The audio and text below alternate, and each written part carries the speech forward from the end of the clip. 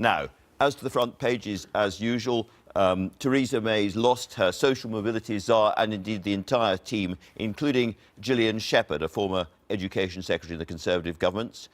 She does this funny thing with her face, Theresa May. She has a kind of really wry, rueful mouth thing that she does on these occasions, and the front pages love it. There she is, front page of The Observer. And there she is again doing her rueful look on the front page of the Sunday Times. May betrays families that voted for Brexit is their take on that story. Moving swiftly on, the Sunday Telegraph is picking up on the other big story of the day, which is these new red lines and a sense on the right of the Conservative Party that Theresa May has to push back much, much harder against the European Commission. Tories at war over European judges. I sometimes think any headline which has Tories at war and Europe in the headline isn't really a headline, it's just daily life. And then a different story here, a touch of nostalgia. Here is a scandal across the front page of the Mail on Sunday, but it's about a Labour peer and it's about money, how times have changed. Then finally, I'm picking up on all the Meghan stories. The Sunday Express says that Meghan is going to give the economy a £500 million boost because of the wedding. They've got wonderful Debbie from Strictly, we all love her, on the front page. And I think my favourite Meghan story, they're getting odder and odder. Meghan Markle kicked my shin, says the Sunday People. Finally, a rather sad story in the front of the Sunday Mirror. British racing dogs, of course, they're not wanted after they've finished their racing careers, are being sold for meat in China. A horrific story, if true, but let's hope it's not. Let's turn indeed to the papers instead. And can I start with you, Ayesha, and the social mobility story? Some people might say not much to see here. After all, Alan Milburn's a Labour politician and he was coming to the end of his time and so forth. Is this a real story? This is a very real and very damaging story for Theresa May. We've all remembered, you know, the words on the steps of Downing Street about how she wanted to put social justice at the heart of her premiership.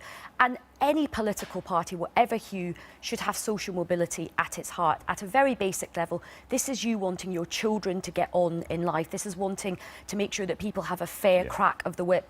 And Britain is still a very unequal society. Your life chances are actually set by the time you're about 2.5, so deep is quite a lot of the inequality. And I think what's interesting about what Alan Milburn has said is that he says that the government does not have the necessary bandwidth to deal with these issues because of Brexit. Brexit has paralysed this country, and there are huge issues in terms of, you know, if you're looking at, you know, social mobility, you've got to be looking at living standards, you've got to look at education, and they are things which are basically being ignored at the moment by this government. So this is very, very damaging for Theresa May and her government. And so bandwidth is one of these odd phrases, but what it really means is you can only concentrate properly on one thing at a time, even if you are the government. Yeah, and this government is caught... So Nigel Farage, it's all your fault. Yeah, it is. Oh, most things are, of course. It's very interesting. I mean, every government talks about social mobility. None of them have achieved anything for decades and decades as the gap's got bigger. What is interesting is that Theresa May was one of the very few people in Westminster who genuinely believed that giving grammar school provision to many more people would start to close some of those gaps. In fact, it's one of the very few things that she actually believed in. And what's interesting is... close the gap. Oh, no, they certainly do. They do not. For bright kids from poor backgrounds... If you don't get into a grammar school... It may not solve it for everybody, but it begins to close the gaps. And what I'm surprised by, what I'm very surprised by, is she's given up on that.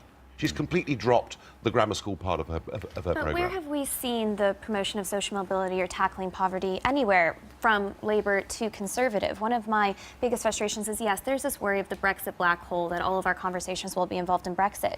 But most of the solutions to tackling social mobility lie with Westminster. It has nothing to do with the European Union. We could liberalise housing tomorrow, build more homes, bring costs of rent and housing down. The UK has some of the highest costs of childcare in the OECD. We could tackle those regulations, bring that cost down, get more women back into work. None of this is tackled or discussed on either side, and I think you have an agenda. Give Theresa May a call when you finish here after breakfast. I just want to say one thing on that. I think the Labour government Sure Start was a very, very important measure, which, you know, early intervention in terms of social mobility. The numbers show that Sure Start did work. Yes, absolutely, and actually Sure Start is being cut by this government. Nigel, can we we were talking about Brexit. Let's talk about Brexit. Why not? Yeah, a really big Sunday Times double-page spread here and cartoon and all the rest of it.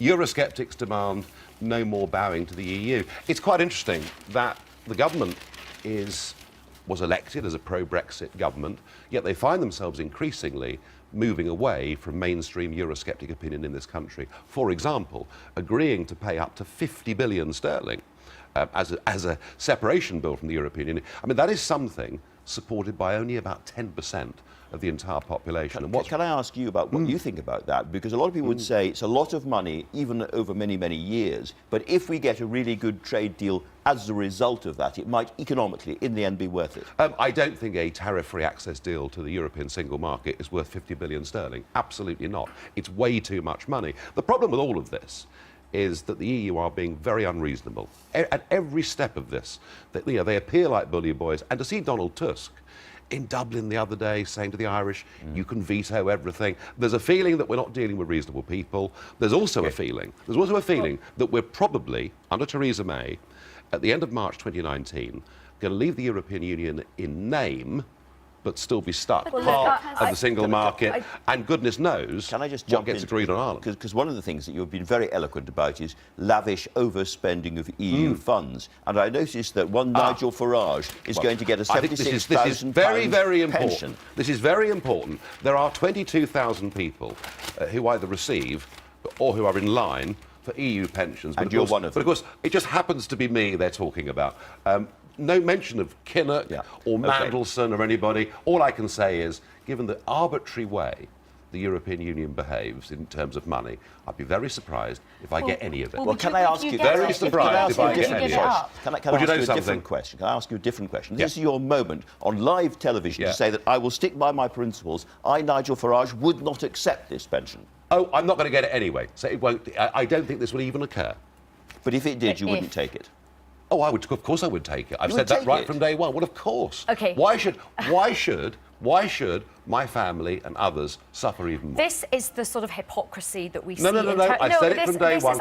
It is not hypocrisy. I've just voted to get rid of my job. I was the turkey that voted for Christmas. How's that hypocrisy? If it was hypocrisy, I'd have said we should stay in the EU. You still hoovered up your expenses and your salary from the EU, which you rail against. Well, at the moment, they've demanded an arbitrary 40,000 from me by Christmas. They're fining me. So, as I say, just look at the way they've treated me. But I just want to say one last thing on the Brexit stuff. I mean, all of this just proves that when we voted to leave the EU, and I understand people had good reasons for doing it, it's like a leap of faith in the dark with a blindfold on. Nobody knew what was going to happen. And it now sings that the phrase, take back control, was take back control and give it to the Irish. You know, we are in such a mess on Brexit. That's why we're going to talk about... We have to stand up.